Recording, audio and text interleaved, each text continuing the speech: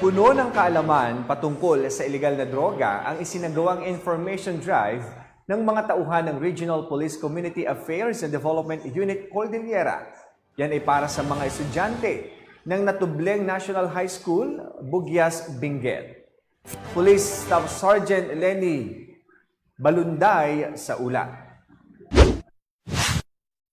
Ang mga tauhan ng Regional Police Community Affairs and Development Unit Cordillera ay nagsagawa ng information drive campaign sa mga kabataan o mag-aaral ng Natubleng National High School, Bugyas, Benguet nitong ika-26 ng Abril taong kasalukuyan. Ang aktibidad ay pinangunahan ni Police Lieutenant Colonel Denver A. Alidao, Assistant Chief ng RPCADU Cordillera, kung saan ibinahagi niya ang patungkol sa Anti-Illegal Drugs Campaign at kung ano ang nakapaloob sa Comprehensive Dangerous Drugs Act of 2002.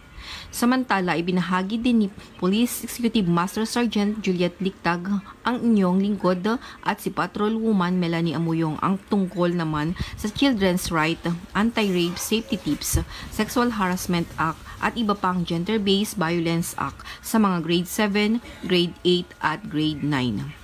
Layunin ng kapulisan na mabigyan ng kaukulang kaalaman ang mga mag-aaral para makaiwas sa anumang kapahamakan.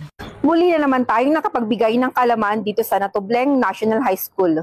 Dahil dito sa bagong Pilipinas, ang gusto ng pulis, ligtas ka. Mula dito sa Bugyas, Benguet, ito ang iyong Police News Network Correspondent, Police Staff Sergeant Lenny Bulanday, alagad ng batas, tagataguyod ng balitang pulis.